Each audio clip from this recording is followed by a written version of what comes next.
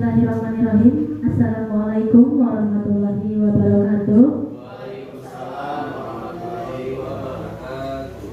Alhamdulillahirrahmanirrahim. Puji syukur marilah kita panjatkan kejadian Rabbi Allah Subhanahu wa Ta'ala. Atas berkat nikmatnya lah kita dapat berkumpul dalam acara hari.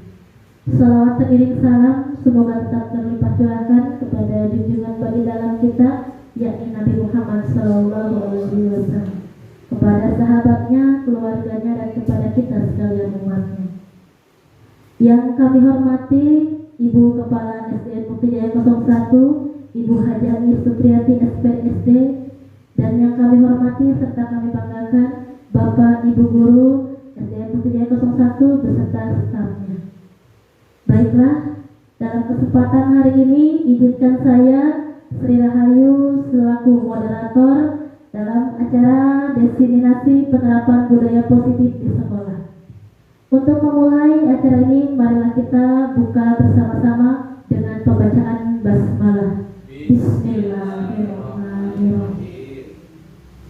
Selanjutnya yaitu sambutan yang akan disampaikan oleh Ibu Kepala Sekolah SDN Mukti Jaya 01 kepada Ibu Hajah Supriyati SPSD. Dengan hormat kami persilakan.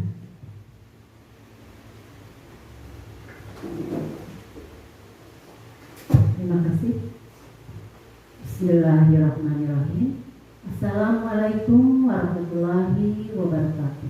Waalaikumsalam warahmatullahi wabarakatuh. Alhamdulillahirabbil alamin. Wassalatu wassalamu ala asyrofil anbiya'i wal mursalin sayyidina Muhammadin nabi ummi wal alihi washabihi ajma'in. Amma ba'du. Yang terhormat, yang selalu Ibu banggakan, Bapak Haji Agus, yang alhamdulillah hari ini beliau adalah calon guru penggerak angkatan kelima, yang selalu Ibu banggakan dan Ibu cintai guru-guru SDN Jaya 01. Alhamdulillah, bersyukur kehadiran Allah Subhanahu wa Ta'ala, karena pada hari ini kita dengan diberikan kesehatan kita bisa berkumpul di tempat yang berbahagia ini. Salawat dan salam kita curahkan juga kepada junjungan kita Nabi Muhammad SAW beserta keluarganya, sahabatnya. Mudah-mudahan kita termasuknya yang selalu istiqomah mengikuti ajaran.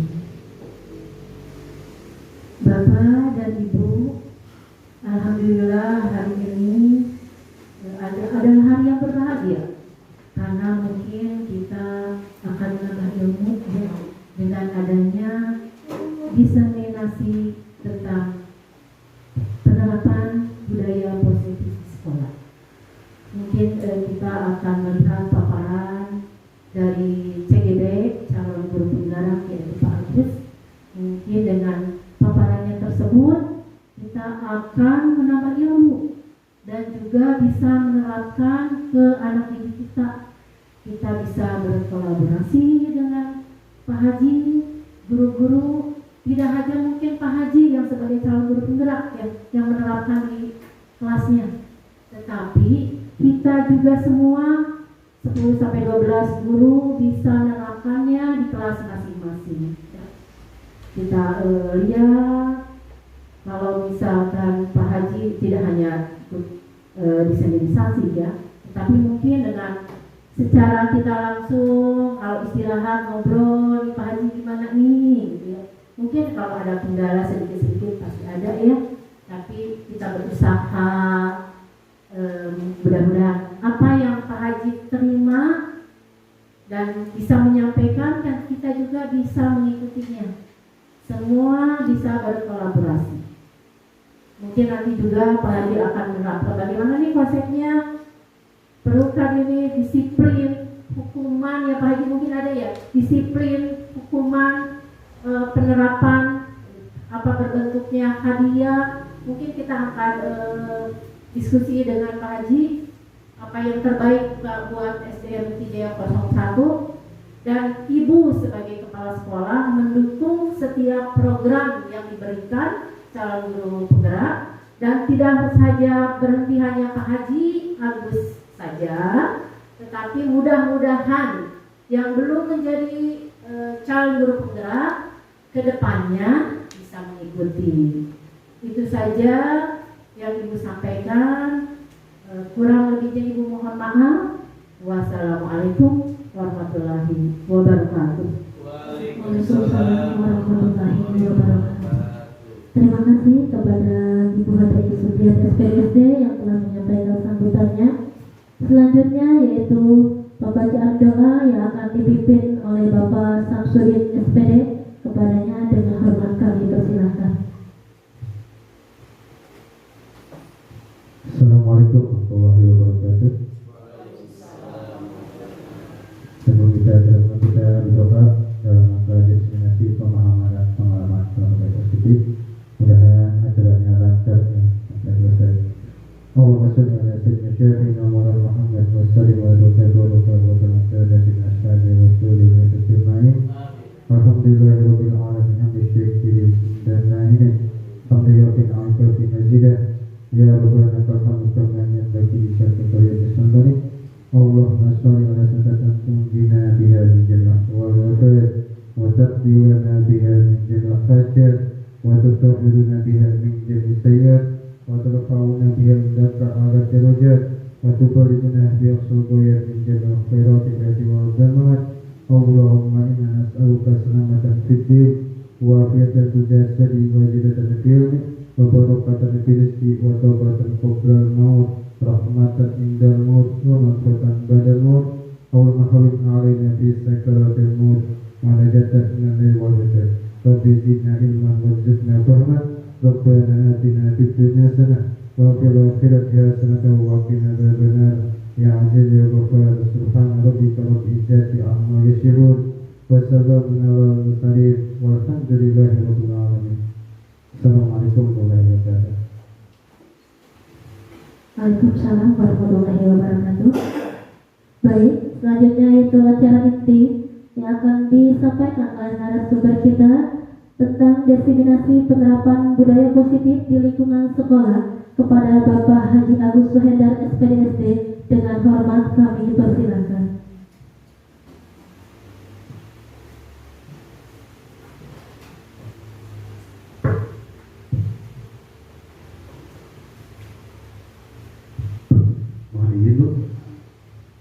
Bismillahirrahmanirrahim. Assalamualaikum warahmatullahi wabarakatuh. Alhamdulillahirabbil alamin wa bihi nasta'inu ala umuri dunya wa din wa ala alihi wa sahbihi ajma'in amma ba'du. Rabbi shrah li sadri wa yassir li amri wa hlul 'uqdatam min lisani yafqahu qawli. Alhamdulillah, puji serta syukur kita panjatkan kehadirat Allah Subhanahu wa taala. Salawat serta salam kita sampaikan ke junjungan kita Habibana wa Nabiyana Muhammad sallallahu alaihi wasallam, kepada keluarganya, para sahabatnya, sampai kepada kita umatnya.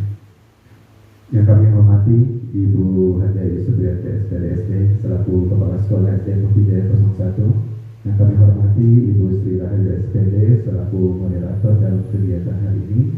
Yang kami hormati Bapak Ibu Dewan Guru beserta staf di SDN Muhtijaya 01. Saya banyak mengucapkan terima kasih kepada yang pertama Ibu Kepala Sekolah yang dari awal daftar guru penggerak, supportnya sangat begitu besar, izinnya sampai kepada untuk hari ini saya sudah menyelesaikan 4 modul. Dari modul 1 itu ada 4, dari modul 1.1 sampai 1.4.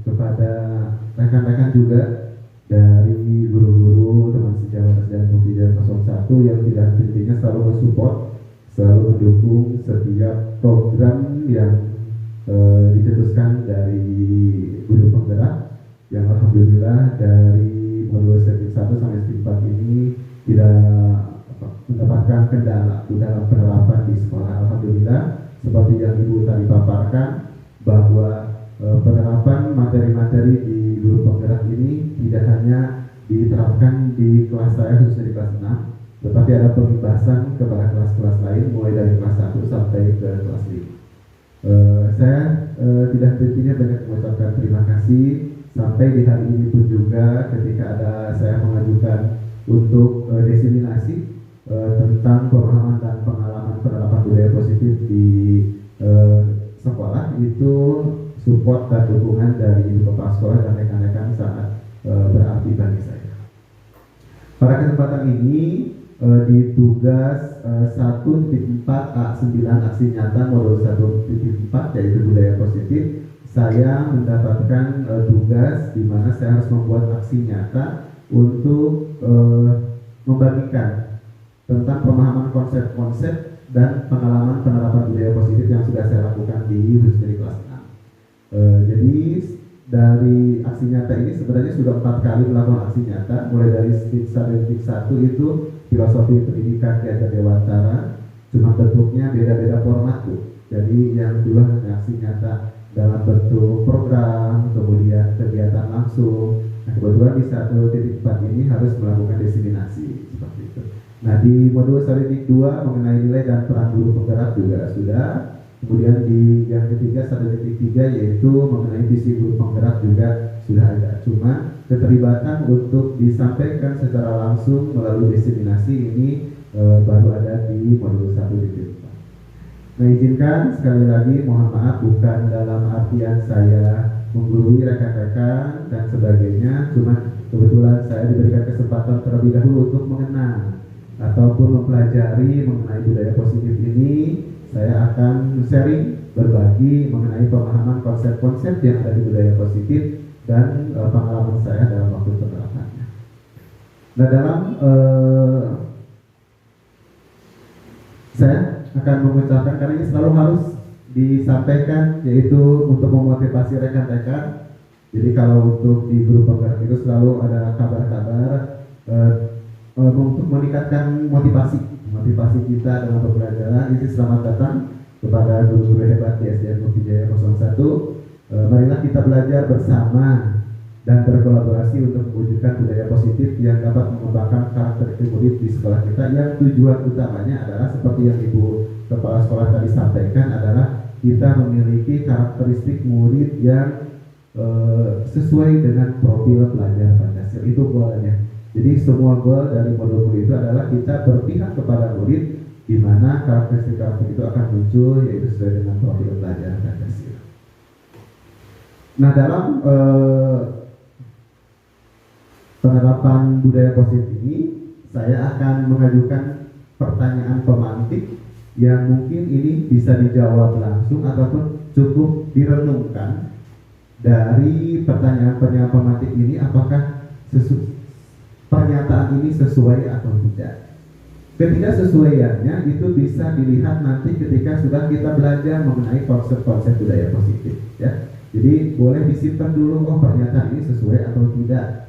Atau tidak sesuai, oh sesuai. Nah, setelah nanti selesai dari diseminasi ini, berarti apakah akan menyimpulkan secara sendiri, oh pernyataan yang tadi itu ternyata sesuai atau tidak sesuai. Yang pertama, pernyataannya hukuman dapat mendisiplinkan anak. Nah, kita setuju nggak sih bahwa hukuman itu akan mendisiplinkan anak? Karena dari tadi budaya positif itu adalah yaitu penerapan disiplin positifnya. Nah, apakah dengan hukuman itu akan mendisiplinkan anak? Itu tinggal dikembalikan lagi kepada materi sesuai pemahaman awalnya. Nah, nanti setelah belajar ini apakah berubah tidak pemahaman? Yang kedua, pemberian hukuman dengan hal yang positif seperti membaca atau membersihkan halaman sekolah dapat meningkatkan disiplin anak tidak? Oh, ini kan positif loh. Cuma menyapu, membantu, disuruh membaca, membersihkan halaman. Apakah ini juga termasuk mendisiplinkan anak? Tidak. Nah, nanti kita lihat, ya. Kemudian yang ketiga, memberi penghargaan dapat meningkatkan motivasi belajar anak? Tidak. Wah, ini anaknya pinter nih, kita kasih penghargaan. Apakah dapat meningkatkan motivasi belajar anak? Tidak. Nah, dari ketiga pernyataan pemantik ini dapat kita nanti simpulkan secara sendiri, membuat refleksi, oh ternyata seperti itu, ya. Nah, berikutnya dalam budaya positif ini terdapat konsep-konsep kunci dalam penerapannya. Yang pertama adalah adanya perubahan paradigma belajar.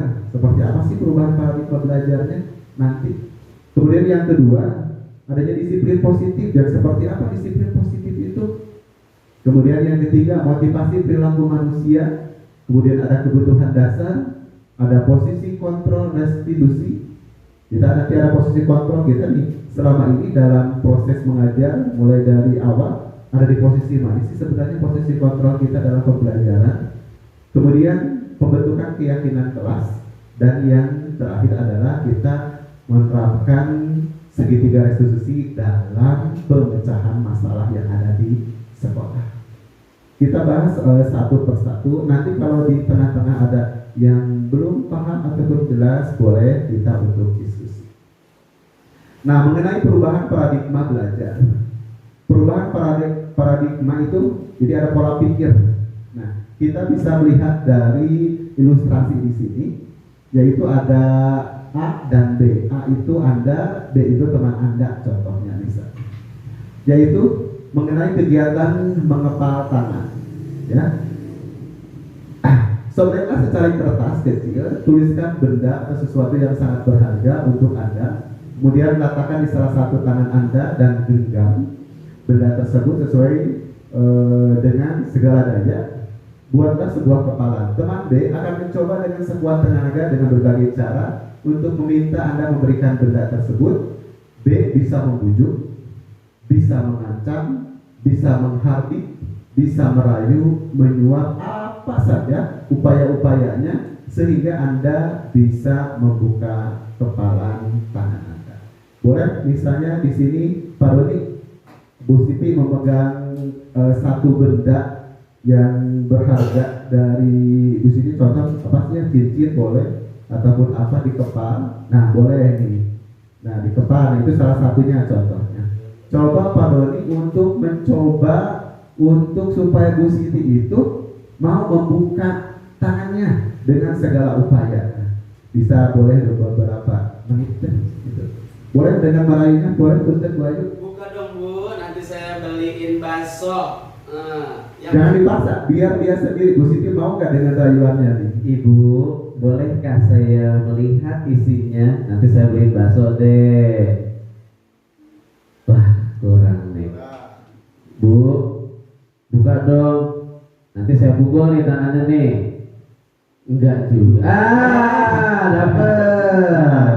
Berarti nih di step 1. Terima kasih Pak Doni. Iya. Ternyata ketika paradigma itu sebuah tangan dikepalkan dengan tadi upaya-upaya Pak Doni, ternyata Pak Doni berhasil. Kalau dulu saya waktu di CGP itu semua tenaga mempertahankan dengan ancaman dan sebagainya. Ini membuktikan bahwa apa? Bahwa motivasi seseorang itu bisa dipengaruhi oleh luar, dari ada eksternalnya. Tapi Bu Siti tadi bisa mempertahankan saat tidak akan buka, ada dipukul, ada dikasih apa dan sebagainya, tetap mempertahankan. Nah, yang diharapkan nanti itu adalah motivasi itu muncul dari diri intrinsik. Kebutuhan apa sih? Saya butuhkah melepaskannya? Saya butuhkah harus menggenggamnya? Itu sebenarnya kembali kepada diri sendiri. Nah, yang diharapkan dari budaya positif ini adalah siswa-siswanya itu memiliki motivasi intrinsik. Saya membuka keputusan saya menutup juga keputusan saya, tanpa banyak pengaruh dari eksternal. Yang kalau dilakukan itu adalah eksternal, merayu, menghabis, mengancam dan sebagainya. Nah, budaya positif ini yang ingin kami terapkan atau saya terapkan dengan rekan-rekan berkolaborasi di SDN Multijaya 01 mulai muncul. Belajar itu dengan tidak ancaman, Bu.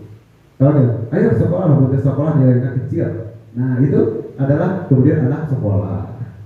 Kemudian seperti, nah, budaya-budaya ini yang harus kita geser paradigmanya menjadi anak belajar ke sekolah itu dengan motivasi intrinsik, ada kesadaran diri. Jadi ada kesadaran diri sendirinya. Seperti itu. Ya, itu yang ingin diharapkan. Terima kasih Ibu Siti dengan Pak Doni.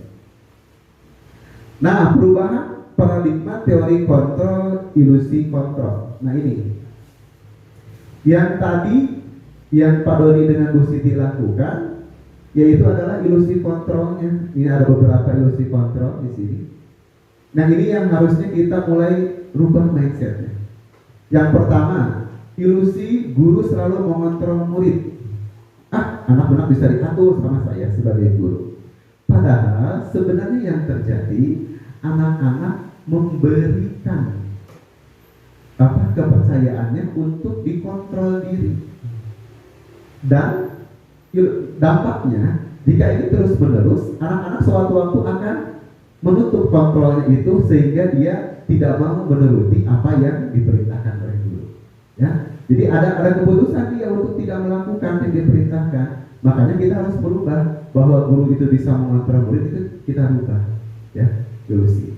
Kemudian yang kedua, ilusi bahwa kritik dan membuat orang merasa bersalah dapat menguatkan karakter. Kita kan sudah seperti ya, malah marah ya. Kemudian kitanya dikritik dengan cara dia itu didorong untuk dia merasa bersalah. Kamu gara-gara kamu nih, anak itu jadi seperti ini dan sebagainya. Sebenarnya itu adalah dalam jangka waktu tertentu, kemungkinan itu akan menyadarinya, cuma dalam jangka waktu tertentu. Dan kemudian dia akan mencoba menolak bujukannya. Nanti kelamaan akan ada sistem boring, kayak bosan seperti itu, akan menolak bujukan-bujukan dari guru. Kan pernah kita dalam posisi kita anak tidak mau sekolah, dibujuk beberapa kali masuk. Kemudian anak lama-kelamaan dengan bujukan apapun juga ternyata dia tidak mau. Nah itu karena ilusinya yang salah, bahwa dengan mengkritik dan membuat merasa bersalah itu akan menguatkan karakter anak. Yang ketiga adalah ilusi bahwa semua penguatan positif, efektif, dan bermanfaat. Dengan menggunakan kritik dan rasa bersalah mengontrol murid menuju pada identitas gagal. Jadi dengan mengkritik, selalu mengkritik, kemudian ada penguatan positif, tadi kayak tadi, suruh membaca, suruh membersihkan halaman, ya, dan sebagainya. Ini sebenarnya mengontrol murid untuk mengarah pada identitas gagal sebenarnya. Jadi bukan seperti itu yang seharusnya ketika ada permasalahan. Yang seperti apa? Nanti timbulnya akan rasa dendam, akan rasa marah dalam melakukan. Kemudian yang berikutnya, ilusi bahwa orang dewasa memilih hak untuk memaksa. Nah ini, di saat orang dewasa akan menyadari bahwa perilaku memaksa tidak akan efektif, ini jangka waktu panjang, sebuah hubungan akan jadi permusuhan dan terbentuknya ketidakpercayaan. Jadi kalau selalu mau dipaksa, nanti akan timbulnya. Makanya jangan menyalahkan ketika misalnya minta murid, dulunya padahal itu murid saya, tapi ternyata ketika di masyarakat bertemu, karena ada satu permasalahan yang dia bawa berkepanjangan, itu sampai tidak menyapa. Karena itu tadi terbentuknya ada hubungan permusuhan. Karena apa tadi? Kesannya orang dewasa mampu mengontrol. Nah, perubahan-perubahan paradigma ini, teori kontrol ini yang harus kita rubah, Bapak Ibu. Nah, perubahan paradigma dari stimulus respon menjadi teori kontrol.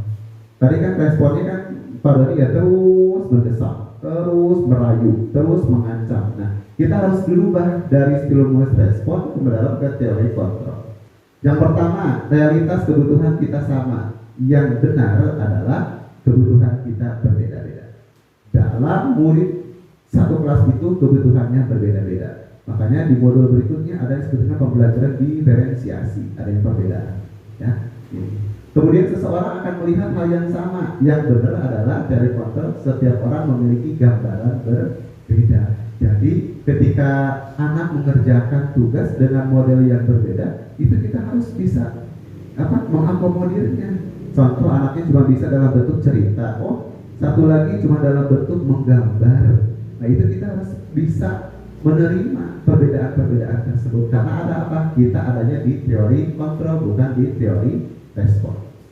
Ya. Kemudian kita mencoba mengubah orang agar berpandangan sama dengan kita. Dan di teori kontrol kita berusaha memahami pandangan orang lain tentang dunia berbeda-beda. Perilaku buruk dilihat sebagai salah satu kesalahan. Di sini semua perilaku memiliki tujuan. Jadi ketika anak melakukan sesuatu itu pasti ada tujuan. Untuk apa? Yaitu tadi nanti ada di belakang itu adalah untuk memenuhi kebutuhan dasar hidup manusia. dan sebagainya di sini ya. Ini adalah yang kita nih, paradigma apa sih yang harus kita rubah yang tadi? Paradigma belajar dari stimulus respon menjadi teori kontrol. Ya. Jadi tidak hanya kita memberikan respon saja, tetapi kita mengontrol, kita melihat dari kemampuan ataupun dari perbedaan-perbedaan yang dimiliki oleh siswa-siswa pada masing-masing. Nah, di sini bagaimana seseorang bisa berubah dari paradigma stimulus respon kepada pendekatan teori kontrol. Di sini Stephen R. Covey melalui Principle Centered Leadership di tahun 1991 mengatakan bahwa bila kita ingin membuat kemajuan perlahan, sedikit-sedikit ubahlah sikap atau perilaku Anda. Jadi kalau bikin sedikit-sedikit perilakunya yang dirubah. Namun bila kita ingin memperbaiki cara-cara utama kita, maka kita perlu mengubah kerangka acuan kita. Ubahlah bagaimana Anda melihat dunia, bagaimana Anda berpikir tentang manusia. Ubahlah paradigma Anda, skema pemahaman dan penjelasan aspek-aspek tertentu tentang realitas. Jadi kita yang berubah itu kerangka acuan kitanya. Jangan dirubah sikap-sikapnya dulu, acuannya mau kemana ini, tujuannya mau kemana. Nah itu yang dirubah. Insya Allah secara holistik, secara keseluruhan paradigma itu akan berubah. Nah ini yang diharapkan satu pertama di kunci utama dari budaya positif adanya perubahan paradigma belajar kita. Ya tadi dari stimulus respon ke stimulus kontrol. Kita mengontrol. Di dalam Ki Hajar Dewantara itu ada yang disebut sistem among, Bu. Guru itu mengamong, jadi mengontrol, dilihat potensi-potensi dari muridnya itu. Kita hanya bisa mengarahkan, bukan untuk membentuk karakteristik-karakteristik yang ada, karena sejatinya murid itu memiliki potensi masing-masing yang berbeda-beda. Nah, kunci yang kedua yaitu mengenai disiplin positif. Apa sih makna disiplin? Nah, berdasarkan istilah bahasa bahwa disiplin itu artinya belajar. Sedangkan kita kemarin prinsip disiplin itu adalah patuh ya, taat. Disiplin itu kan patuh, taat. Anak-anak harus disiplin, patuh, taat. Nah, persepsi ini yang harus kita luruskan bahwa disiplin itu adalah belajar. Ketika dia tadi datangnya terlambat, disiplinnya berarti belajarnya tentang ketepatan waktu itu belum benar, belum baik. Tapi kalau sudah datangnya sesuai dengan tepat waktu, berarti disiplin dalam konteks belajar menghargai orang lain itu sudah bagus. Nah, makna asal dari kata ini berkonotasi dengan disiplin dari murid-murid dari Sokrates dan Plato, di mana disiplin diri membuat orang menggali potensinya menuju sebuah upah tujuan apa yang dia hargai dan bermakna. Jadi disiplin itu menggali potensi dia ada di mana. Oh, menghargai orang lain itu yang akan digali, ya. Kemudian kebermaknaannya. Nah, nanti larinya kemana? Kepada keyakinan kelas. Ya, dari di sini itu akan membentuk keyakinan kelas, sehingga dengan secara sadar motivasi intrinsiknya dia langsung sudah muncul dari diri sendiri. Nah, namun dalam budaya kita disiplin ini adalah merubah menjadi sesuatu yang dilakukan seseorang pada orang lain untuk mendapatkan kepatuhan. Nah, ini yang harus dirubah. Kalau kita disiplin itu harus patuh, semua harus patuh. Nah, yang sebenarnya itu disiplin itu belajar. Dia biarkan belajar menemukan, guru membimbing, mengamong, menuntun. Nah, kecenderungan umum dari disiplin itu menghubungkan kata disiplin dengan ketidaknyamanan pasti. Kalau disiplin itu tidak cuma datang pagi-pagi pukul 7, baru juga jam 7, belum beres-beres apa dan sebagainya, tidak nyaman. Kemudian bukan dengan apa yang hargai atau pencapaian suatu tujuan mulia. Padahal kalau disiplin itu belajar, itu akan menjadikan sesuatu yang berharga, menghargai. Adanya apa tadi? Keyakinan. Jadi di sini disiplin positif itu adalah belajar untuk menggali potensi diri dari murid-murid yang ada yang dimiliki, sehingga dia menghargai dan memiliki kebermaknaan. Insya Allah kalau seperti itu anak-anak akan berdisiplin dengan sendirinya. Karena apa? Oh, ada tujuan, ada maknanya nanti. Ketika data saya datang sesuai dengan waktu, oh ternyata saya menghargai, makanya apa, saya bisa mengerjakan pagi-pagi, saya bisa dibantu membereskan kelas dan sebagainya.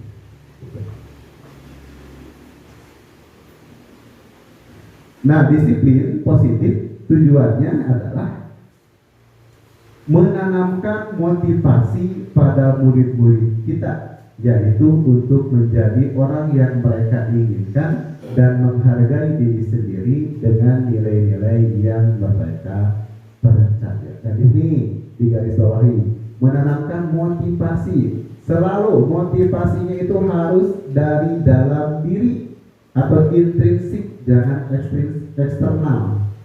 Ya, internal dan eksternal. Nah, kalian eksternal itu harus selalu ada dorongan dari orang lain, selalu ada dorongan dari orang lain. Nah, dengan disiplin positif ini, dia sadar motivasinya muncul dari diri sendiri atau internal. Untuk menjadi yang mereka inginkan dan menghargai diri sendiri, yang terutama nih, menghargai orang lain. Seperti tadi, tidak membuat keributan, oh berarti menghargai orang lain yang sedang belajar.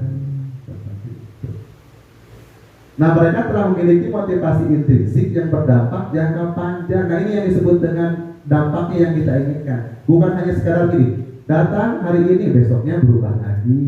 Datang melaksanakan tugas ini, besoknya beda lagi. Nah, di dalam disiplin positif ini, yang diinginkan adalah tujuannya jangkanya panjang. Jadi tidak hanya dalam konteks permasalahan di hari itu saja. Nah, kemudian motivasi yang tidak akan terpengaruh pada adanya hukuman dan hadiah. Jadi dia tidak pengaruh ada hukuman, ada hadiah, tetap dia melaksanakan. Makanya seperti yang kemarin-kemarin mungkin saya juga keliru. Jadi memberikan anak, siapa yang rajin, Bapak kasih bintang nih. Ada tuh bintang kelas ya di kelas. Ternyata itu keliru setelah saya belajar di budaya positif ini. Jadi biarkan dia memiliki motivasi sendiri. Jangan terbebani dengan hukuman. Awas kalau tidak mengerjakan, kamu keliling lapangan. Kamu kalau yang mengerjakan, Bapak kasih hadiah berupa bintang. Nah, ini jangan sampai ini ditanamkan seperti itu. Tapi tanamkan bahwa kalian menyadari yang kalian lakukan itu penting dan bermakna bagi diri sendiri. Itu yang selalu kita harus tanamkan kepada murid. Ya, jangan didorong dengan hukuman dan hadiah. Mereka akan tetap berperilaku baik dan berlandaskan nilai-nilai kebajikan karena mereka ingin menjadi orang-orang yang menjunjung tinggi nilai-nilai yang mereka hargai atau mencapai suatu tujuan yang mulia. Nah, ini yang digarisbawahi, yaitu nilai-nilai yang mereka hargai dan mencapai suatu tujuan yang mulia. Jadi anak-anak itu dengan adanya nanti ada poin materi keyakinan kelas itu, nilai-nilainya harus ditanamkan dalam diri anak-anak. Nilai untuk menghargai orang lain, nilai untuk hormat. Nah itu seperti ini. Jangan, maaf jadi loncat lagi nih. Peraturan kelasnya tidak boleh berisik. Kemudian jangan menghina nama orang tua. Itu peraturan. Nah, nilai-nilai keyakinan yang harus mereka hargai itu dalam keyakinan kelas yang sekarang itu diubah paradigmanya, itu adalah menghargai orang lain. Dengan menghargai orang lain tadi, tidak mengejek teman, tidak menghina fisik, tidak berantem dan sebagainya. Jadi lebih abstrak. Di bawahnya itu kegiatan-kegiatannya banyak. Oh, saya dengan dia menghargai orang lain ya. Oh, ternyata tidak menghargai orang lain, tidak dilakukan. Jadi keyakinan itu yang harus ditanamkan dari murid-murid kita. Biasanya mungkin dia harus.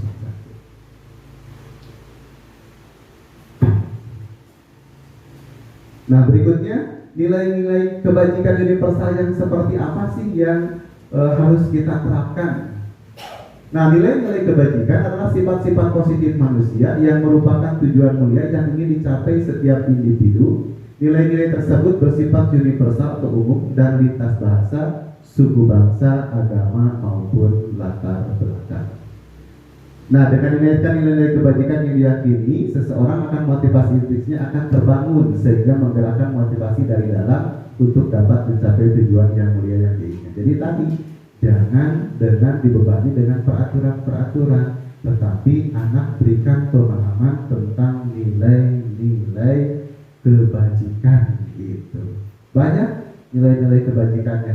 terutama dan yang sekarang kita gaungkan Bu di kurikulum Merdeka Belajar, yaitu terwujudnya profil pelajar Pancasila. Nah ini yang 6 ini adalah nilai-nilai kebajikan universal, mulai dari beriman bertakwa kepada Tuhan Yang Maha Esa dan berakhlak mulia, mandiri, bernalar kritis, berkebinekaan global, bergotong royong, kreatif.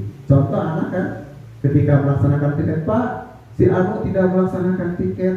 Nah, ketika dalam penyelesaian masalahnya, kita jangan, ayo kamu kalau tidak melaksanakan piket, orang lain belajar, kamu piket. Kita berikan pemahaman tentang nilai-nilai kebajikan ini. Kamu percaya nggak dengan sikap nilai bergotong royong itu mampu menyelesaikan pekerjaan dengan cepat dan mudah? Oh iya Pak, benar ya. Kalau gitu, kamu mau nggak besok untuk bergotong royong membersihkan kelas bersama teman-teman kamu dalam tugas piket? Oh iya. Nah, terlebih lagi kalau bisa guru yang tidak memberikan solusi, tapi anak sendiri yang memberikan solusi. Oh kalau begitu Pak, saya besok harus bersama saya bergotong royong ya untuk membersihkan kelas. Nah bagus, itu solusi yang Bapak harapkan. Kamu bisa melaksanakannya Pak? Oh bisa Pak. Nah ini penanaman seperti itu yang harus kita mulai terapkan, tidak dengan push, hukuman dan tekanan dan konsekuensi. Kamu tidak piket, berdiri di lapangan 1 jam pelajaran. Nah itu yang harus kita rubah sekarang, mindset pemikiran seperti itu. Karena kita harus menerapkannya yaitu di nilai-nilai kebajikan universal.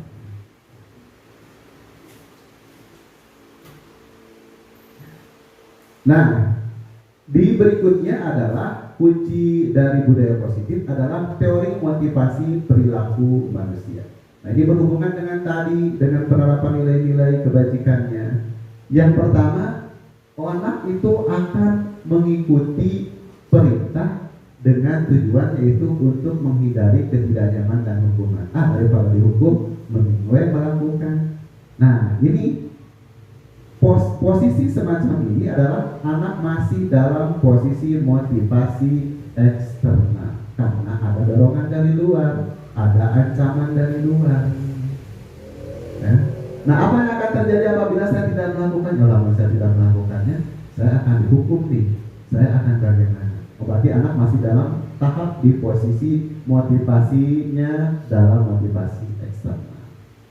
Kemudian yang kedua, untuk mendapatkan imbalan dari orang lain atau hadiah atau institusi, apa yang saya dapatkan apabila saya melakukannya? Nah itu juga sama. Tadi dapat bintang. Nah saya kalau mengerjakan PR dapat bintang nih dari Pak Agus nih. Nah itu sama, masih dalam tahap motivasi eksternal. Nah yang harus kita mulai tanamkan adalah yaitu untuk menghargai diri sendiri. Saya akan menjadi orang seperti apa bila saya melakukannya? Oh tadi piket, saya akan menjadi seorang apa apabila saya melakukan piket? Oh saya akan menghargai waktu, akan menjaga kebersihan. Itu muncul dari diri dia sendiri. Ketika muncul seperti itu, guru tinggal dalam posisi kontrol. Wah, sudah mulai nih munculnya motivasi internal. Nah, disinilah tujuan disiplin positif sudah mulai muncul. Jadi indikatornya di kelas Bapak Ibu bisa dilihat apakah budaya positifnya berjalan atau tidak. Lihat dari motivasi anak itu melakukan tugas-tugas. Kalau masih didorong, masih ancaman dan sebagainya, berarti perlu ditingkatkan kembali. Apa sih motivasinya dalam belajar? Nah, motivasinya ya tadi harus bisa menghargai diri sendiri. Nah, kita bedakan antara hukuman, konsekuensi, dan restitusi. Kalau hukuman, semua yang menyakitkan harus terjadi. Kemudian kalau konsekuensi sesuatu yang harus terjadi, kalau restitusi merupakan pilihan. Jadi kalau hukuman pasti menyakitkan, kamu tidak melaksanakan PR, berdiri di depan kelas, itu akan menyakitkan siswa, itu hukuman. Tapi kalau konsekuensi sesuatu yang harus terjadi sebelumnya sudah ada kesepakatan terlebih dahulu. Anak-anak ada PR ya matematik. Kalau tidak mengerjakan besok berdiri ya di depan kelas. Itu konsekuensi. Jadi sebelumnya sudah ada kesepakatan dengan murid. Tetapi itu pun juga yang menentukan siapa? Masih guru. Cuma muridnya masih mengetahui. Kalau hukuman tidak sama sekali. Kalau konsekuensi murid sudah mulai mengetahui. Tetapi tetap yang menentukannya adalah masih di guru. Tetapi di restitusi merupakan pilihan. Guru tidak memberikan apa-apa, cuma ditanya dikembalikan lagi. Coba tadi kamu mematahkan pensil punya teman kamu. Posisi terbaiknya akan kamu lakukan apa ya untuk memperbaiki permasalahan tadi? Oh Pak, nanti saya akan minta maaf, saya akan mengganti dengan pensil yang baru. Cetusan-cetusan solusi itu jangan muncul dari guru, tetapi dorong supaya murid yang muncul menemukan solusinya. Baru yang Bapak lakukan adalah dalam tahap restitusi. Jadi dia yang menemukan apa? Solusinya dari permasalahan yang ada, bukan masih dalam kita yang berpunya. Kemudian masih di sini tidak nyaman untuk murid dalam jangka waktu pendek, menguatkan untuk murid dalam jangka waktu yang panjang. Mas Pak, nanti anak akan merasa semena-mena nggak? Tidak ada hukuman. Nanti juga bisa mengulangi lagi. Tenang Bapak Ibu. Yang kita harapkan tujuannya adalah jangka panjang. Hukuman bisa dalam satu itu jerat, tapi besoknya bisa mengulangi lagi. Tetapi ketika kita menerapkan nilai-nilainya, insya Allah ini akan berdampak yang jauh jangka panjang. Ya, ini bisa dilihat kita. Nah disebutnya seperti ini. Hukuman itu adalah identitas gagal. Konsekuensi dan restitusi adalah identitas sukses. Jadi kalau kita ingin anak-anaknya gagal, ya silakan hukum terus. Tapi apa dampaknya? Kita tidak akan menemukan karakteristik murid yang unggul di SD Bukit Jaya 01. Tetapi ketika kita ada dalam tahapan restitusi, sebenarnya kita ada dalam tahapan identitas sukses. Jadinya tekan tinggal, iya dalam jangka pendek ini tidak akan terlihat, tetapi dalam jangka panjangnya ini akan sangat membekas bagi siswa-siswa. Mereka akan merasa diakui, mereka akan merasa dirangkul walaupun sudah melakukan kesalahan. Mereka akan merasa bisa menemukan solusi. Nah ini yang tujuan utamanya. Belajar tidak hanya teori, tetapi bagaimana mengaplikasikan dalam kehidupan bermasyarakat.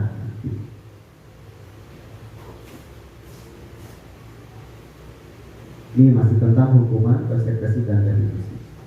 Nah di sini ada contoh-contoh, kebetulan ininya kecil, saya bacakan saja.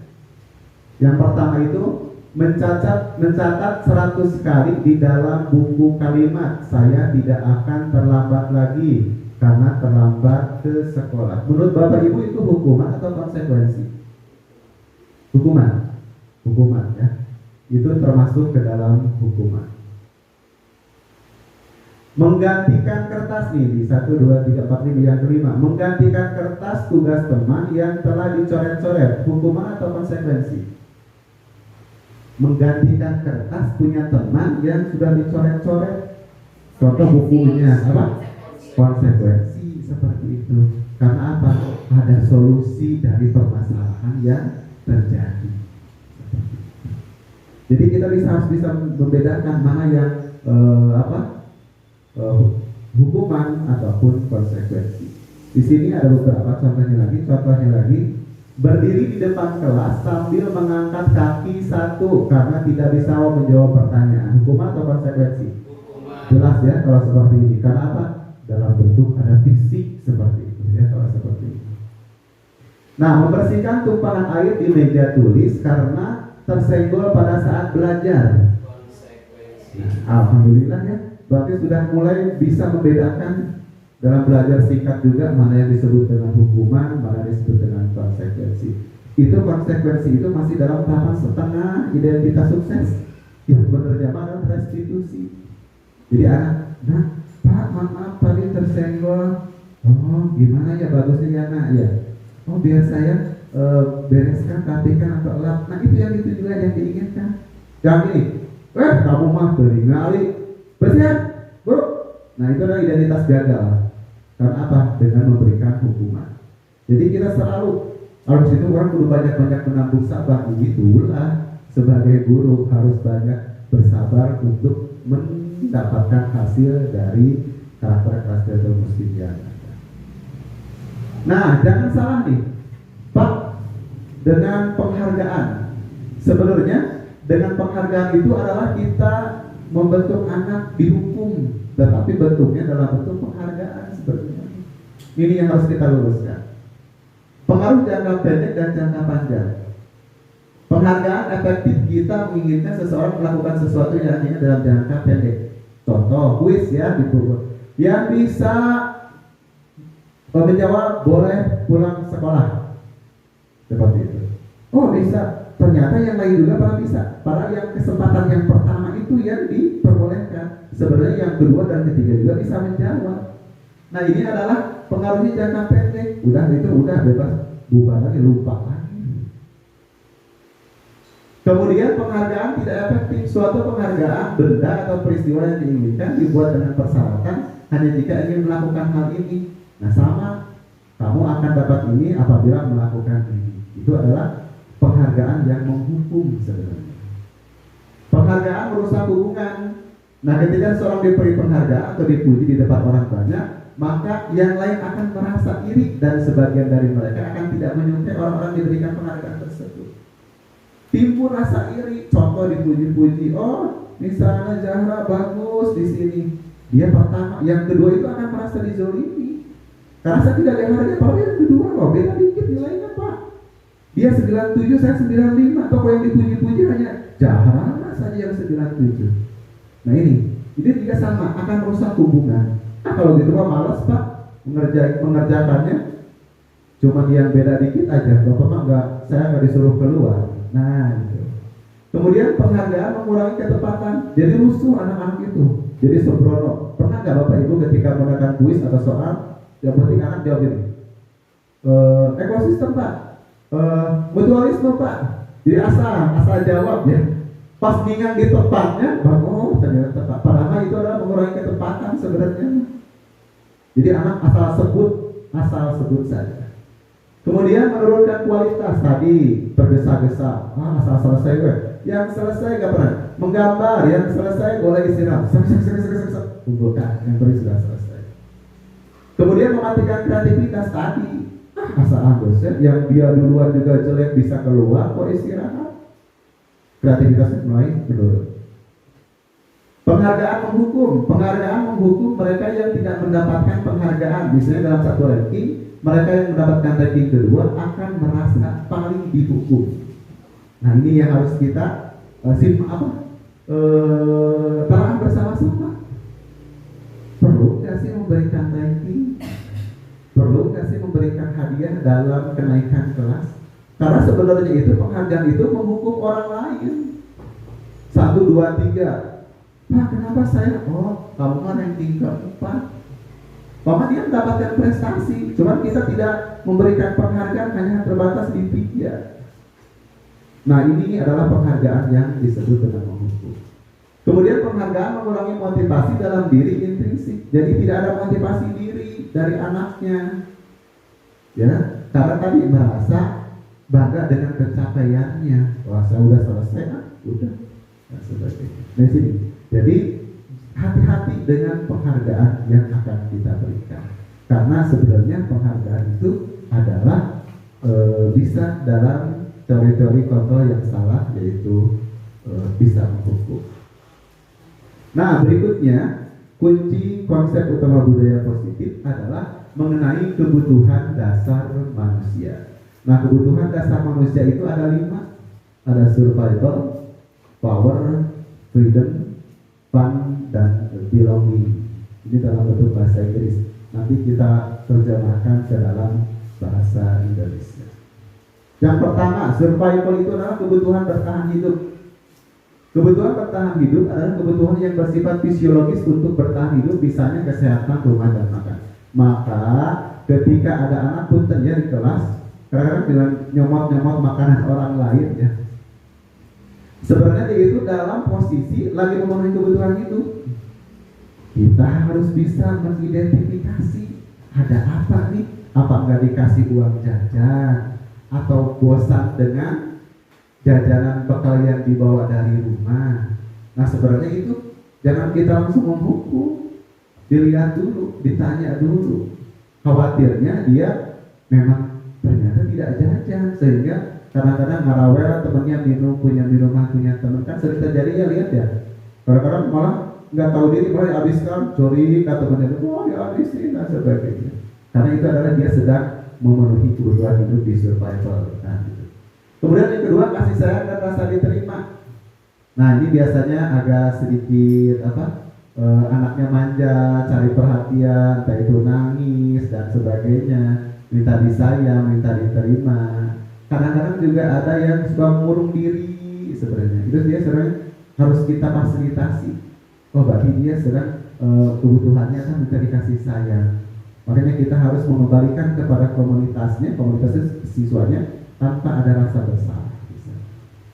Kemudian ada penguasaan. Nah ada anak yang biasanya punten pambadurna di sekolah, itu sedang memenuhi kebutuhan puasanya, dia punya power sebenarnya. Nah itu yang kita harus salurkan kepoweran penguasaannya itu. Ya, seperti dia punya kompeten, tapi bisa menjadi pemimpin sebenarnya, bisa berprestasi. Dia ingin selalu didengarkan saja orang-orang lain. Dia sedang memenuhi kebutuhan, dia berkuasa di kelas itu. Kemudian kebebasan. Kebutuhan akan pilihan untuk bebas adalah kebutuhan kemandirian, otonomi, memiliki pilihan dan mampu mengendalikan arah hidupnya. Jadi kadang-kadang kayak katanya ulin, kadang-kadang belajarnya di bawah ya, kadang-kadang kayak dekat Bu Ayu di meja. Itu adalah dia sedang memenuhi kebutuhan kebebasan. Kita kemarin-kemarin terperangkap bahwa anak itu tidak disiplin. Ternyata setelah belajar mengenai teori kebutuhan dasar manusia, bahwa dia itu sedang memenuhi kebutuhannya. Jadi dia sedang memenuhi kebutuhannya. Bagaimana kita? Kita dorong, kita fasilitasi ke arah yang positif. Nah, 5 posisi kontrol restitusi. Nah, kita ada di posisi mana nih selama ini? Ada 5. Yang pertama, apakah kita di penghukum? Gak usah dijawab, refleksi saja. Apakah yang kedua sebagai pemberi rasa bersalah? Yang ketiga sebagai teman? Yang keempat pemantau? Apa yang kelima sebagai manajer? Pak, yang seperti apa yang posisi kontrol kita sebagai penghukum? Seorang penghukum biasa menggunakan hukuman fisik ataupun verbal. Orang yang menjalankan posisi hukum senantiasa mengatakan bahwa sekolah memerlukan sistem atau alat yang lebih menekan murid-murid supaya lebih dalam lagi. Guru-guru menerapkan posisi hukum akan berkata, patuhi aturan saya, atau awas, kamu selalu saja salah, selalu pasti selalu yang terakhir selesai. Nah, guru seperti ini senantiasa percaya hanya ada satu cara untuk pembelajaran bisa berhasil, yaitu dengan cara dia egois, berarti seperti itu. Jadi harus selalu, kamu mah seperti ini, kamu mah seperti itu. Jadi ketika anak melakukan salah, langsung merot, gitu ya, langsung takut. Karena apa? Kita ada dalam posisi penghukum kontrolnya. Ya. Yang kedua, yaitu posisi merasa bersalah. Biasanya lebih lembut saja. Ya. Pada posisi ini biasanya guru akan bersuara lebih lembut. Pembuat rasa bersalah menggunakan keheningan yang membuat orang lain merasa tidak nyaman bersalah. Tapi ini lebih dalam dari penghukum. Seperti kalau hukum kan langsung anak akan kalau seperti ini akan merasa semakin deep dalam bersalah gitu. Apalagi dengan guru nangis, kamu ibu aku keskumahan. Ya biasa seperti itu. dan sebagainya. Ini ibu sangat kecewa sekali dengan kamu, nak. Lembut tapi maknanya dalam. Berapa kali bapak harus beritahu kamu, nak? Ulah laptop bapak kabanti. Seperti pernah saya juga menerapkan seperti itu. Itu niat rasa bersalah. Yang akhirnya ternyata ini pengalaman pribadi saya. Ketika terjadi kasus nanti ini di kasus 2 antara Zahra dengan Febri, laptopnya terbakar, saya tidak marah. Cuma saya ada dalam posisi perempuan merasa bersalah sampai saya, kepada dengan data-data bapak dan sebagainya. Anak berapa? 3 hari tidak mau sekolah. Si Febri itu sampai orang tuanya datang. Saya ada di posisi ini. Ternyata lebih dalam daripada saya dicarikan langsung mereka. Mana? Gantian coba. Seperti itu. Ini di dalam posisi seperti ini, anak merasa tidak berharga, mengecewakan orang yang disayanginya, apalagi gurunya tadi. Apalagi dengan berkelas kasih, apalagi dengan berderai air mata seperti itu. Biasanya posisi seperti ini akan lebih dalam kepada anak. Efektif, tetapi tadi dampaknya akan semakin lebih besar. Ada yang teman nih, posisi ini tidak akan menyakitkan murid, namun akan tetap berupaya mengontrol melalui persuasi. Ada dialognya, ada apa? Semacam berdiskusi, ada tawar menawar lah dengan teman seperti ini. Posisi ini teman pada guru bisa negatif ataupun positif. Jadi ada 2 plus minus. Kalau posisi teman positifnya itu berhubungan baik dengan murid. Posisi yang tidak baiknya adalah mereka akan selalu tergantung terhadap guru tersebut. Aduh, bapak yang tamat nge-CS saya mah pasti mau dicarekan seperti itu. Itu dampak negatifnya. Tapi positifnya anak bisa dikontrol sama kita. Biasanya gini, ayo bantulah bapak bereskan karpet ya. Nah seperti itu, anak akan seperti itu. Ayo ingatkan, bantu bapak selama ini. Ya sudah, dengan naonlah ayo nama isu boleh darinya. Nah itu adalah posisi teman. Dalam hal ini negatif dari posisi teman, bisa suatu guru tersebut tidak membantu, maka mereka akan kecewa dan berkata, saya pikir bapak akan membantu saya, ternyata tidak, karena tadi merasa sebagai teman. Ya seperti ini. Kemudian posisi kontrol yang keempat adalah pemantau. Ini memantau atau berarti mengawasi. Pada saat ini kita akan mengawasi, bertanggung jawab atas perilaku orang yang kita awasi. Posisi pemantau berdasarkan peraturan-peraturan dan konsekuensi ini lebih santuy, tidak marah, tidak dekat, tidak apa. Cuma gini, kenapa mau kesiangan? Saya bangun siang pak. Oh, tahu kan kalau kesiangan berarti konsekuensinya apa? Lari 5 kali di lapangan, ya udah sok silakan kerjakan. Itu posisinya pemantau. Tidak marah, tidak apa, cuma menjalankan peraturan saja. Gitu. Peraturannya apa nak? Kalau terlambat lari, ya udah sok lari. Apa mana? Udah selesai, udah masuk. Ya. Nah, seseorang pemantau sangat mengandalkan perhitungan dan catatan data-data yang terdapat dan digunakan bukti perilaku seseorang. Jadi ini semacam guru BP lah, guru piket kalau kita. Jadi ini adalah posisinya di posisi pemantau. Nah, yang terakhir adalah posisi manajer. Adalah di mana guru berbuat sesuatu bersama dengan murid, mempersilahkan murid mempertanggungjawabkan perilakunya, mendukung murid agar dapat menemukan solusi atau permasalahan sendiri. Di manajer, murid diajak untuk menganalisis kebutuhan dirinya maupun kebutuhan orang lain. Di sini penekanan bukan pada kemampuan membuat konsekuensi, tapi berkolaborasi memperbaiki kesalahan yang ada. Jadi tidak ada hukuman, tidak ada konsekuensi di manajer, tetapi silakan mau kamu gimana nih untuk memperbaiki masalah ini. Di sini apa yang kita yakini? Oh, saya harus berbuat baik terhadap orang lain. Itu dikembali, itu posisi manajer. Apakah kamu yakin bahwa dengan menjaga kebersihan itu belajar kamu akan nyaman? Itu posisi manajer. Apa rencana kamu untuk memperbaiki hal ini? Nah, tugas seorang manajer bukan mengatur perilaku murid, tetapi membimbing murid untuk mengatur di dirinya. Jadi bukan diatur juga sementara-mentara manajer saya harus mengatur, bukan, tapi mendorong murid untuk mengatur dirinya. Oh kesian, kalau seperti itu bagaimana coba tidak kesian? Saya harus bangun pagi pak. Nah itu kan dia yang mengatur sendiri, bukan sama guru. Kalau gimana? Atau bangun sing subuh, itu guru yang mengatur. Tapi kalau anak yang mengucapkan, mencetuskan sendiri, itu akan lebih berbekas biasa, lebih berbekas. Nah, dari kelima posisi kontrol ini, saya sudah ada di tahapan mana ya selama ini?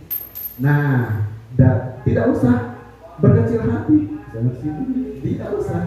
Kita rubah supaya kita ada dalam proses pembelajaran itu di posisi manajer. Nah, sini posisi yang tadi ya. Nah, berikutnya adalah mengenai keyakinan kelas. Ada pertanyaan, mengapa tidak peraturan saja? Mengapa harus keyakinan kelas? Ya, ini alasannya. Pertama kita kasih ilustrasi. Mengapa kita memiliki peraturan yang harus menggunakan helm bila mengendarai kendaraan roda 2? Di sini. Kemudian mengapa kita memiliki peraturan 3M menggunakan masker, mencuci tangan, dan menjaga jarak 1,5 meter? Mengapa kita memiliki peraturan harus datang tepat waktu pada saat mengikuti pelatihan? Nah, ketika kita melakukan 3 hal ini hanya untuk supaya tidak ditewak polisi, supaya tidak tertular corona misalnya, supaya tidak malu, berarti motivasinya masih motivasi eksternal. Tetapi kalau sudah ada motivasi internal, saya memakai helm untuk keselamatan, berarti yang diyakini itu keselamatannya, bukan akan ditilang oleh polisi. Itu yang harus kita apa perbedaan peraturan dengan keyakinan. Makanya kita di kelas itu jangan membuat peraturan, tetapi membuat keyakinan, dan keyakinannya itu berembuk bersama-sama dengan murid supaya ada kolaborasi dan murid merasa dilibatkan. Ya, jadi murid merasa dilibatkan kalau seperti ini.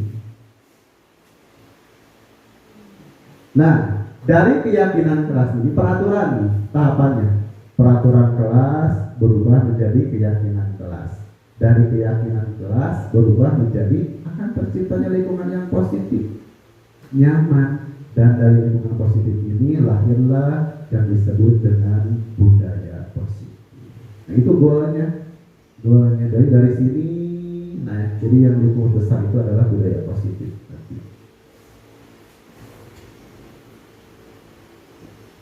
Nah, keyakinan kelas nih bersifat abstrak daripada peraturan yang lebih rinci dan konkret. Jadi sepotong-sepotong tadi menghargai orang lain. Lalu peraturan kan tidak boleh menghina nama orang tua, lebih panjang biasanya. Tapi dalam keyakinan itu bisa mencakup beberapa poin. Keyakinan berupa pernyataan, ya, pernyataan universal. Pernyataan keyakinan kelas nanti dibuat dalam bentuk positif. Jadi jangan yang berhubungan dengan negatif atau hukuman, ya, harus bentuk positif. Keyakinan kelas hendaknya tidak terlalu banyak, jadi jangan banyak-banyak, ya, cukup 5 saja, cukup 4 saja. Jadi supaya tetap anak supaya fokus. Kalau seperti itu bisa berubah keyakinan dalam setiap waktu, bisa. Oh, keyakinan ini sudah tumbuh nih, kita rubah keyakinan mana yang akan kita munculkan. Nah, keyakinan kelas sebagai sesuatu yang dapat diterapkan di lingkungan tersebut. Semua warga kelas hendaknya ikut berkontribusi dalam pembuatan keyakinan kelas. Kemudian bersedia meninjau kembali kelas di waktu ke waktu apabila sudah tidak sesuai atau sudah dicapai. Nah, ini bisa dilihat di sini tampak seperti keyakinannya hormat, datang tepat waktu, itu terlihat. Tidak tampak berarti sering terlambat. Itu bisa dibedakan. Oh, dia udah meyakini keyakinan kelasnya belum? Oh, kalau sudah datang tepat waktu berarti dia sudah keyakinannya untuk menghormati, menghargai orang lain. Menyapa teman dan guru setiap hari, jadi assalamualaikum, itu terlihat. Dan tidak terlihatnya acuh terhadap teman dan guru. Itu bisa indikatornya bisa dilihat, dikontradiksikan, ya. Mengembalikan barang teman dengan mengucapkan terima kasih, yang tidak tampaknya adalah tidak mengembalikan barang atau meletakkan sembarangan. Itu akan terlihat mana dia sudah melakukan keyakinan kelas ataupun tidak. Nah, berikut yang terakhir yaitu segitiga restitusi. Ini yang goalnya. Apa disebut dengan restitusi? Adalah proses menciptakan kondisi bagi murid untuk memperbaiki kesalahan mereka. Jadi bukan menyalahkan, tetapi diberikan hukuman coba untuk memperbaikinya, sehingga mereka bisa kembali kepada kelompok mereka dengan karakter yang lebih kuat. Jadi kita kembalikan ke teman-temannya di kelas itu punya kekuatan yang lebih kuat lagi dibanding dengan yang kemarin-kemarin. Karena apa? Sudah dilakukan restitusi. Oh tadi saya menghargai orang lain, tidak boleh menghina nama bapak, biasanya seperti itu. Yakinkan dulu dengan secara individual guru dengan murid tersebut. Kalau sudah yakin, ketika dia kembali kepada komunitasnya, dia tidak akan mengulanginya. Ya, tidak akan memperbaiki dari kesalahan mereka. Jangan biarkan dia dikembalikan kepada komunitasnya masih dalam permasalahan yang ada. Apa yang terjadi? Diulang kembali. Restitusi juga merupakan proses kolaboratif yang mengajarkan murid untuk mencari solusi untuk masalah mereka dan membantu murid berpikir tenang. Orang seperti apa yang mereka ingin menjadi tujuan mulia dan bagaimana mereka harus memperlakukan orang lain. Jadi dia tahu, oh seperti saya harus memperlakukan orang lain seperti ini. Jadi dia tahu sudah mulai membentuk, oh saya itu berarti kalau ada teman yang tidak punya makan dan saya harus memberi, itu sudah mulai muncul. Itu adalah proses dari restitusi. Nah, ciri-ciri restitusi bukan menebus kesalahan, namun untuk belajar dari kesalahan. Memperbaiki hubungan, jadi dengan temannya akan terjadi hubungan yang baik. Tawaran bukan paksaan, menuntut untuk melihat ke dalam diri, mencari kebutuhan dasar tindakan, cari cara jalan yang terbaik, fokus pada karakter bukan tindakan, fokus pada solusi, mengembalikan murid yang berbuat salah pada kelompoknya. Jadi jangan dibiarkan anak tidak terselesaikan masalahnya. Udah kamu udah gabung sana, ya seperti itu. Udah. Jadi lupa nanti akan ada anak tidak terselesaikan dalam masalah. Nah ini adalah bentuk segitiga restitusi. Yang pertama adalah menstabilkan identitas. Kita bisa mengucapkan setiap orang pasti pernah melakukan kesalahan. Tidak apa-apa, nanti kita perbaiki lagi. Anak selalu itu kalau ada permasalahan jangan langsung doktrin dengan kesalahan dia. Stabilkan dulu identitas dia. Kamu bukan satu-satunya yang pernah melakukan ini. Gak apa-apa, bapak juga akan marah kalau orang tua bapak dihina seperti itu. Nah, untung saja kamu tidak berbuat yang lebih dari yang itu adalah stabilkan dulu identitas dia. Jadi itu meredam emosi. Jadi stabilkan. Biasanya kan kalau udah marah itu kan mau was-wasan. Kalau seperti itu ada rasa pembelaan. Oh, bapak itu mungkin padahal bukan membela, kita akan menstabilkan emosinya, menstabilkan identitasnya. Kemudian setelah itu, yaitu validasi kebutuhan. Kamu telah punya alasan mengapa melakukan itu. Kamu kenapa sih tadi melakukan itu? Iya pak, habis orang tua saya dihina-hina, saya kan kesal. Jadi saking kesalnya saya tendang mejanya. Kalau ini ada laptop bapak jatuh nah seperti itu. Itu adalah sedang memvalidasi kebutuhan. Maunya apa nih anaknya? Kita kebutuhannya apa? Kasih sayang. Kebutuhannya apakah tentang bertahan hidup atau apa?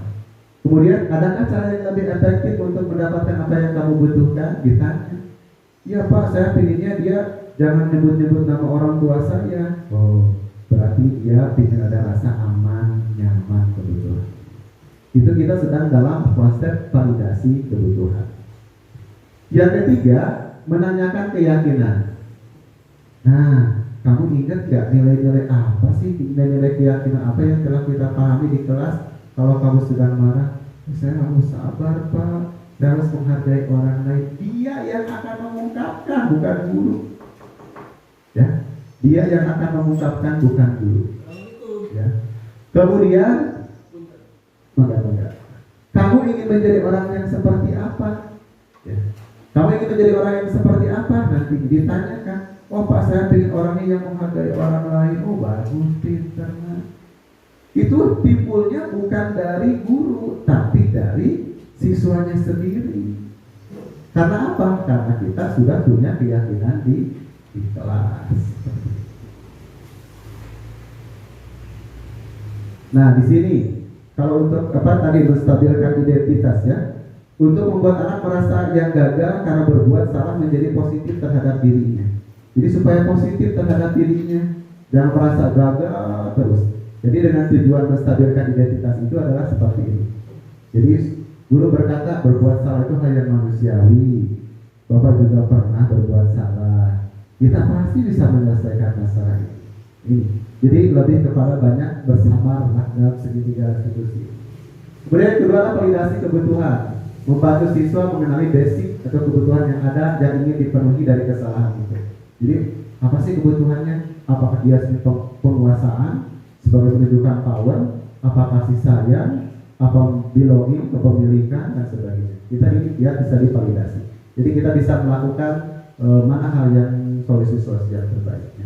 Kemudian anak melihat kesalahannya dihubungkan dengan norma sosial dan nilai-nilai yang mendasari manusia berinteraksi dengan orang lain. Jadi dibalikkan, kalau kamu melakukan kesalahan itu sesuai nggak sih dengan nilai keyakinan yang ada di masyarakat? Nah, itu ditanyakan, oh tidak sesuai, harusnya bagaimana? Harusnya saya bisa menghargai teman. Nah, itu bagus. Nah, itu ada di tahapan terakhir, yaitu menanyakan keyakinan. Nah, ini adalah pengalaman dan pembelajaran saya setelah menerapkan konsep-konsep budaya positif. Yang pertama, membuat keyakinan kelas dari peraturan kelas. Dari pertama itu saya berdiskusi dulu dengan anak-anak, mau apa sih, seperti apa keyakinan kelasnya dan sebagainya. Kemudian peraturan kelasnya bagaimana, kemudian baru dijawabkan ke dalam bentuk keyakinan kelas.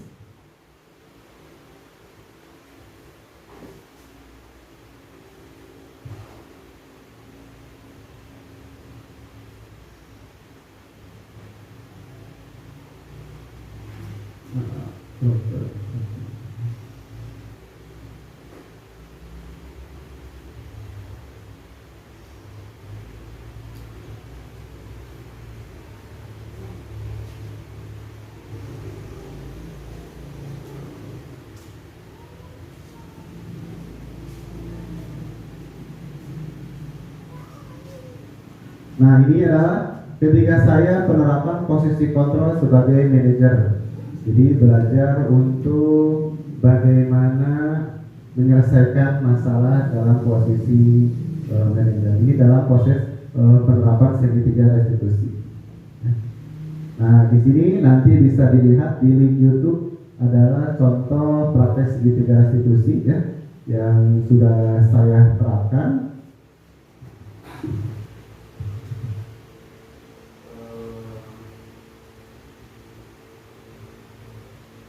Cuma untuk dilihat saja,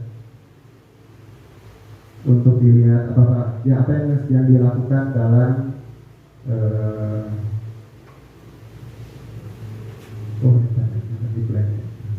nanti bisa dilihat saja ya, di YouTube ini adalah praktek segitiga restitusi yang sudah saya kemudian kemarin juga di grup sudah di share ya. Jadi itulah pemaparan yang bisa saya lakukan. Saya banyak-banyak mengucapkan terima kasih kepada teman-teman yang telah meluangkan waktu dalam kegiatan diseminasi pemahaman dan penerapan budaya positif yang sudah saya lakukan. Terima kasih. Silakan Bu Ayu untuk sesi berikut. Baik, terima kasih kepada Bapak Haji Agus Hendar yang telah memaparkan destinasi tentang penerapan budaya positif di sekolah. Selanjutnya yaitu dibuka sesi tanya jawab. Untuk 3 orang penanya kami persilahkan.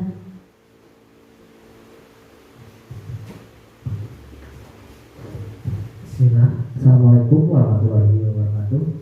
Waalaikumsalam warahmatullahi wabarakatuh. Terima kasih waktunya Ibu Ayu. Pada kali ini saya Yusuf ingin bertanya tentang seputar urutan dalam pelaksanaan segitiga restitusi, di mana ada 3 tahapan, mulai dari menstabilkan identitas, validasi kebutuhan, dan menanyakan keyakinan. Pertanyaannya, apa semua itu harus dilaksanakan secara berurutan dalam penerapan restitusi? Terima kasih banyak.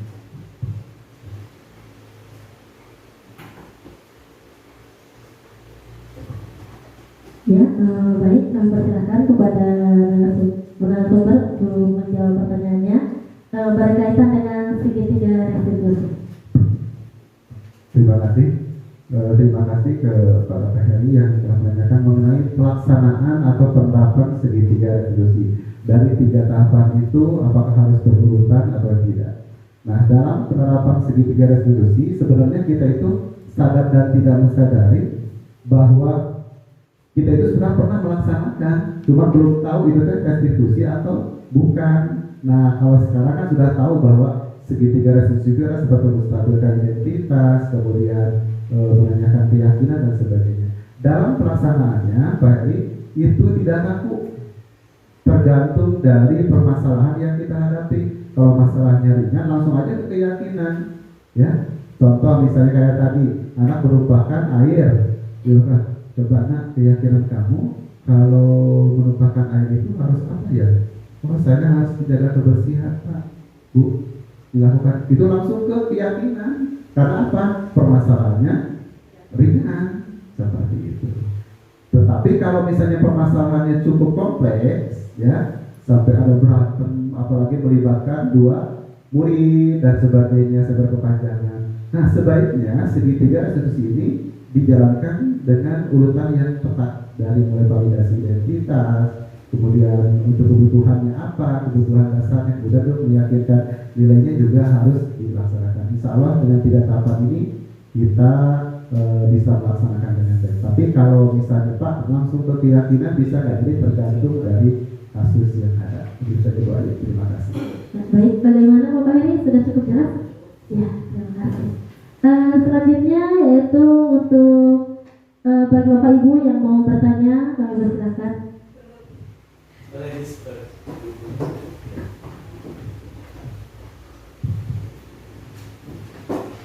Assalamualaikum warahmatullahi wabarakatuh. Assalamualaikum warahmatullahi wabarakatuh. Dari materi tadi ya, ada dalam posisi kontrol guru ya, terdapat 5 posisi, yaitu ada penghukuman, ada pembuatan merasa bersalah, ada teman, ada pemantau, dan ada manajernya. Dalam pelaksanaannya, apakah harus selalu dalam proses manajer itu atau bisa di posisi yang lain? Ya, terima kasih. Itu pertanyaan saya. Langsung aja Bu Ayu mungkin ya. Dalam 5 posisi kontrol, kita apakah harus selalu manajer dan sebagainya? Dilihat dari kondisi lagi. Siswanya sudah mulai mau terbuka tidak dengan permasalahan yang ada. Sebenarnya kita bisa balik ke posisi teman atau pemantau. Paling rendah di situ. Tapi jangan sampai ke penghukum atau pembuat merasa bersalah. Jadi paling rendah itu ada di posisi teman. Karena untuk apa? Memberikan keleluasaan dulu kepada anak, dia mau bercerita atau tidak. Tetapi tujuan goalnya tetap harus ada di posisi manajer. Jadi tidak ngaku, tapi lihat dulu ketika anaknya sudah mulai bisa terbuka, udah langsung aja di manajer kita. Tapi ketika anaknya sudah mulai tertutup dengan permasalahan yang ada, kita bisa turun di posisi teman. Bisa supaya akrab, kemudian anak mulai bercerita, tapi ke pemantau tidak melakukan konsekuensi. Nah, baru setelah anak sudah mulai stabil, baru kita ada di posisi manajer. Karena tujuan daripada posisi itu kita mampu untuk mendorong anak supaya bisa mengendalikan dirinya. Seperti itu. Jadi bisa turun ke grade di teman dan pemantau, tetapi itu hanya untuk pembukaan supaya anak mulai terbuka dengan permasalahan yang ada. Tetapi goalnya, tujuan akhirnya tetap budaya positif itu kita harus memposisikan sebagai manajer. Terima kasih Bu Ayu. Terima kasih Bu Siti. Tanyanya. Baik, terima kasih. Masih untuk 1 orang penanya, bagi Bapak Ibu yang akan bertanya, kami persilakan. Ya, 1 lagi. Ya, terima kasih. Assalamualaikum warahmatullahi wabarakatuh. Oke, dalam penerapan budaya positif di sekolah, Pak Haji mau nanya saya, apakah dalam penerapan budaya positif di sekolah siswa tidak boleh diberikan penghargaan, sedangkan dalam materi tadi ada dampak-dampak dari penghargaan tersebut? Mohon penjelasannya. Terima kasih.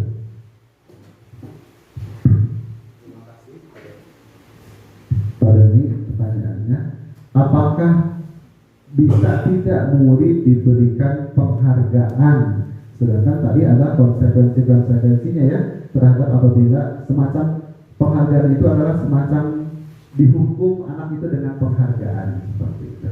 Nah, kalau berdasarkan teori yang tadi, sebenarnya penghargaan dan penghukum itu kita sudah mendorong kepada anak ke dalam identitas gagal, berada seperti itu. Karena tadi ada konsekuensi dari penghargaan yang kita berikan. Jadi sebaiknya penghargaan yang utama itu adalah pengalaman belajar dia. Itu sudah sebuah penghargaan. Ketika dia belajar dari kesalahan, ketika dia belajar dari hasil yang sebenarnya dia lakukan dengan sendiri, itu sudah merupakan sebuah penghargaan. Jadi sebaiknya kita tidak menunjukkan penghargaan secara langsung, tetapi dengan memberikan anak penguatan terhadap apa yang dilakukan dalam pengalaman belajar, itu adalah merupakan sebuah penghargaan yang diberikan guru terhadap murid tersebut. Karena pada dasarnya menurut Koch itu adalah menghukum dan penghargaan itu sama-sama mendorong kita ke dalam anak, ke dalam identitas yang gagal. Yes. Terima kasih. Mudah-mudahan puas Pak Doni. Puas. Sebelum nanti diskusi lagi. Ya boleh. Ya, baik, terima kasih kepada Bapak Ibu yang sudah bertanya, juga kepada Cukup ya, Bu, ya? Saya closing dulu deh. Baik. Terima kasih Ibu Kepala Sekolah, kemudian rekan-rekan guru. Mohon maaf apabila ada pemaparan-pemaparan yang tidak berkenan. Nanti kita bisa berdiskusi kembali di luar diseminasi ini supaya akan lebih memperdalam pemahaman kita. Sekali lagi saya banyak mengucapkan terima kasih. Mohon maaf bila taufiq wal hidayah. Assalamualaikum warahmatullahi wabarakatuh.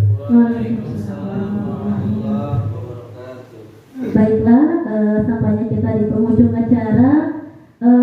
Begitu banyak ilmu yang kita dapat ya Bapak Ibu dari hasil diseminasi penerapan budaya positif di sekolah ini, yaitu di mana diantaranya kita sebagai guru harus mampu untuk memunculkan motivasi intrinsik. Nah, itu intinya ya, harus mampu memunculkan motivasi intrinsik terhadap siswa, yang mana sehingga siswa itu merasa punya hal-hal yang memang muncul dari dirinya sendiri, begitu ya. Dan kita harus istilahnya belajar untuk mampu memposisikan diri sebagai manajer kontrol, begitu. Sudah siap Bapak Ibu untuk melakukan perubahan paradigma? Siap ya? Siap ke arah yang lebih baik.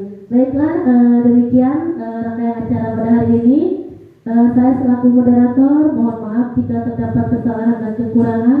Akhir kata saya ucapkan terima kasih. Billahi taufiq wal hidayah. Wassalamualaikum warahmatullahi wabarakatuh. Waalaikumsalam warahmatullahi wabarakatuh.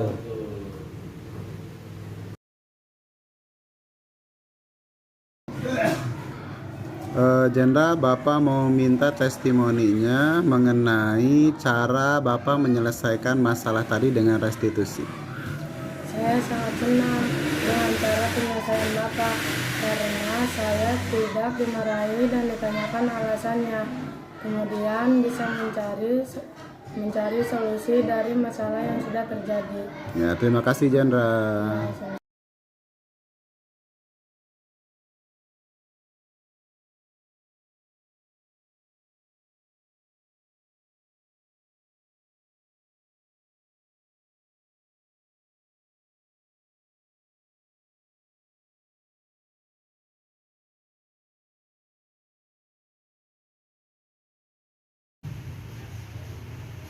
Bismillahirrahmanirrahim. Saya Ibu Iis Supriyati, Kepala Sekolah DDSDN Mukti Jaya 01, akan memberikan testimoni tentang pelaksanaan diseminasi pemahaman budaya positif di sekolah. Mudah-mudahan paparan dari Pak Agus akan memberikan nilai positif di sekolah, sehingga Pak Agus dan guru-guru serta murid-murid di SDN Mukti Jaya 01 dapat menerapkan konsep-konsep positif budaya di sekolah sehingga akan terwujud karakteristik murid-murid yang kedepannya akan sesuai dengan profil pelajar Pancasila. Mudah-mudahan kami semua bisa melaksanakannya. Terima kasih kepada Kementerian Pendidikan dan Kebudayaan atas programnya. Wassalamualaikum warahmatullahi wabarakatuh. Baik, assalamualaikum warahmatullahi wabarakatuh. Saya Sri Rahayu, rekan dari Bapak Haji Agus Suhendar SPDSD selaku calon guru penggerak angkatan 5 di Kabupaten Bekasi. Setelah saya mengikuti kegiatan diseminasi penerapan budaya positif di sekolah, begitu banyak hal positif yang kami sebagai guru di SDN Mukti Jaya 01 ini, ilmu yang dapat kami ambil.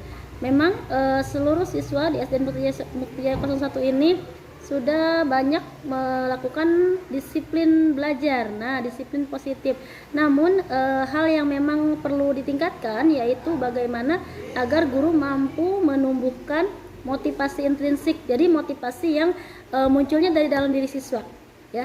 Jadi bagaimana agar siswa itu mampu menumbuhkan kesadaran diri sendiri, contoh dari disiplin belajarnya, dari kemauan belajarnya.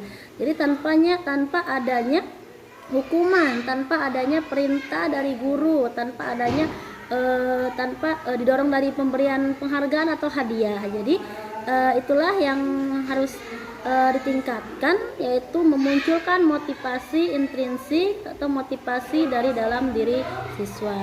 Dan kami juga sebagai seorang guru di SDN Mukti Jaya 01 ini harus bisa dan harus banyak belajar memposisikan diri, apakah kita ini sebagai teman untuk murid ataukah kita ini sebagai pemantau, dan sebisa mungkin kita harus memposisikan diri sebagai manajer untuk murid. Dan mudah-mudahan setelah adanya kegiatan ini, setelah semua guru mengikuti kegiatan diseminasi penerapan budaya positif di sekolah, kami semua guru di SDN Mukti Jaya 01 ini bisa melakukan perubahan paradigma menjadi lebih baik dan menjadi perubahan ke arah yang lebih positif.